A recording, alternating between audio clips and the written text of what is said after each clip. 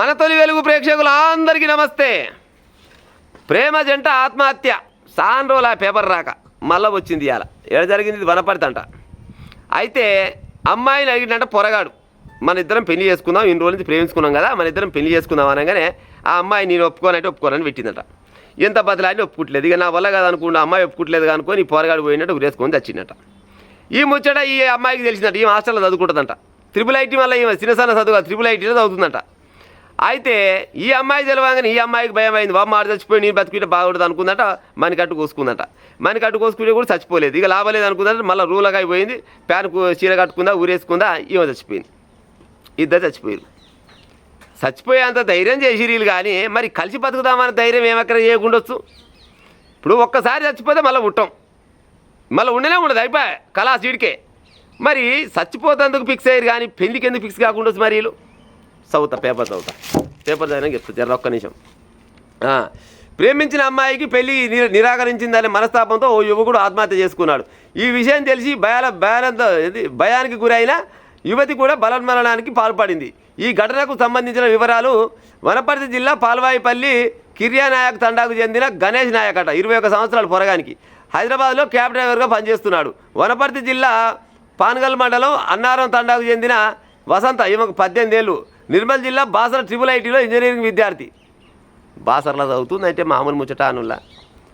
మంచి వాళ్ళకి ఆడ సీట్లు రావు. ఆడికి పోయిరంటే ఇక ఆడ ఏక నెంబర్ చదువుతాలకి ఆడ టికెట్లు వస్తాయి. ఇంకా అసలు ఆమె గిసొంటి పని చేసింది చూడురి. వసంత తల్లిదండ్రులకు మహారాష్ట్రలో కూలి పనులుగా చేస్తుండగా ఆమె బాసర IIIT హాస్టల్లో ఉంటుంది. తల్లిదండ్రులు ఏమో బొంబాయిలో పని చేసుకుంటే ఈమెనేమో IIITలో ఈమె చదువుకుంటుంది. వసంత మేనత్త కుమారుడే ఈ గణేష్ నాయక్. కాగా వసంత గణేష్ నాయక్ మధ్య కొంతకాలంగా ప్రేమ వ్యవహారం ఉన్నది. ఈ క్రమంలో పెళ్లి చేసుకోవాలని గణేష్ని చేసిన ప్రతిపాదనను వసంత నిరాకరించింది. దీంతో మనస్తాపం చెందిన గణేష్ నాయక్ తన స్వగ్రామంలోని ఇంట్లో మంగళవారం అర్ధరాత్రి ఉరివేసుకొని ఆత్మహత్య చేసుకున్నాడు. మరోపక్క గణేష్ మరణ వార్త తెలియగానే ఈమె కూడా భయపడి ఈమె కూడా ఉరివేసుకొని వచ్చింది. వాళ్ళు దగ్గరలే కదా, పాడైపోయిన దూరం వాళ్ళు ఏం కాదు కదా. మేనత్త కొడుకేనంట, వరుస కూడా మంచిగా కలిసింది. మళ్ళీ ఇంకెందుకు ఒప్పుకోలేదో మరి అమ్మాయి. ఒకవేళ చదువు మీద ఇంట్రెస్ట్ ఉంటే 4 రోజులు ఆగ్రహపై నేను చదువుకోవాలి, ఏదో ఉద్యోగం వచ్చినాక చేసుకుందామంటే అదో లెక్క ఉంటుంది. ఈ పోరగాళ్ళని అర్థం చేసుకోవాలి కనీసం. అరే నా మరదలేనా మరి ఎందుకు ఒప్పుకుంటలేదు, ఇయ్యాల కాబట్టి ఇంకా 4 రోజులకన్నా ఒప్పుకోదా, ఇంకా 4 నెలలకన్నా ఒప్పుకోదా, లేకపోతే అయ్యమన్నా నొప్పిస్తాను ఆలోచన రావాలి కదా. ఈ అంతా క్షరికావేశం కాదు, అలిబిలి కాదు, ప్రేమలు పడతానికి 21 ఏళ్ళు 18 ఏళ్ళు ఏమేళ్ళు ఉన్నట్టు. ఏజ్ అయితే బరాబర్కి వస్తే వచ్చిందేమో కానీ మైండ్ మెచ్యూర్గా అయి ఉండదు వీళ్ళకు. ఏమైనా కానీ అట్రాక్షను, పిల్లగాడు, ప్రేమలో అక్కడిక్కడ తిరగాలి, సినిమా చూడాలి, షికారు చూడాలి, అదో ఏదో ఒకటి చేయడానికి పని చేస్తారు, చివరికి వస్తారు గిసుకొని పని చేసుకుంటారు. ఒక్కసారి చచ్చిపోతే మళ్ళీ పుడతారా ఎవరన్నా? ఎవడు పుట్టాడు. ఈ జీవితానికి ఈ జన్మకు గిదే అనుకోవాలి అంతేగాని ఇక ఈ జన్మలో నన్ను క్షమించు, మరి జన్మ ఉంటే నీదే, ఇవన్నీ సొల్లు ముచ్చట్లు, అక్కర్లేని ముచ్చట్లు. విన్నారా? పోరగాడని ఆలోచించాలి, పొల్లని ఆలోచించాలి. పొరగాడు ఆలోచించకూడదు, పొరగాడు చచ్చిపోయిండు. పొల్ల ఆలోచించకూడదు, ఈమె చచ్చిపోయింది.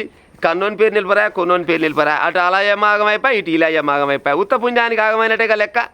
ఓడన్నా ప్రేమించుకునే బుద్ధిని వాళ్ళు ఉంటే ప్రేమించుకోరు. నేను వద్దంటే మీరు అవుతారా, మీరు ప్రేమించుకుంటారు కానీ అయ్యమ్మ నొప్పించి పెళ్లి చేసుకునే ధైర్యం చెయ్యి.